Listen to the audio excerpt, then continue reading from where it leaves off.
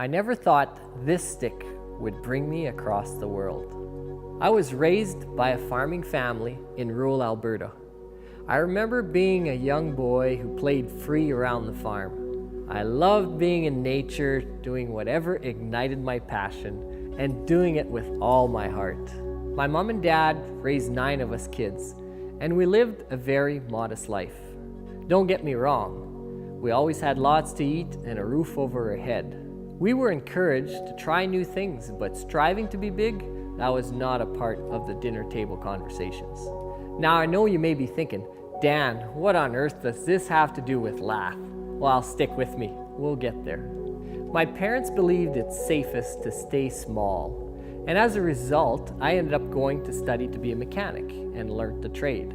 I got a predictable job. I spent my time inside 4 walls, and even though I was able to learn new skills, I knew it was not what I was destined for the rest of my life. It was around that time when I met a guy who told me you could make money by selling lath.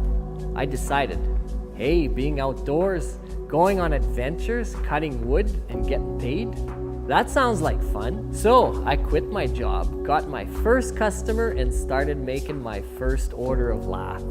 I don't know why, but for some reason I just fell into this business with ease. And 1 customer turned into 2, and 2 into 3. Now my team and I help people get the best lath all across Western Canada.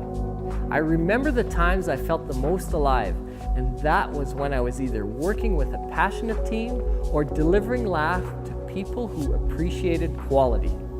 You know the types, the ones who value their work, the ones that take their crafts seriously, the ones who hold themselves to a higher standard. When I realized those were the people that inspired me, that's when I made a commitment to refine my craft and to become the best at what I do.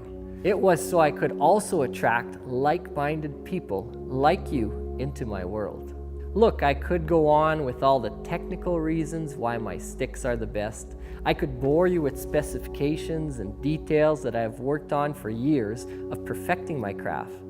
But I don't want you to glaze over, so think about it this way. Have you ever been in a situation where someone was preparing a meal for you, and when you ate it, not only did it fill you up, but you felt alive and glad that you connected? It's like your body can tell they cooked it with love.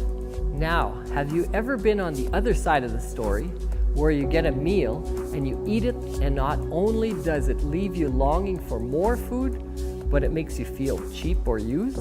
Just like making great meals requires love, attention to detail, and a focus on the person that will eat that meal, making great lath requires the same steps. By placing focus on the customer, placing emphasis on the intention that goes into making each of our sticks, these are the things that have allowed my business to grow to where it is today. My team and I serve customers all across this land, and I mean what I said at the beginning of this video.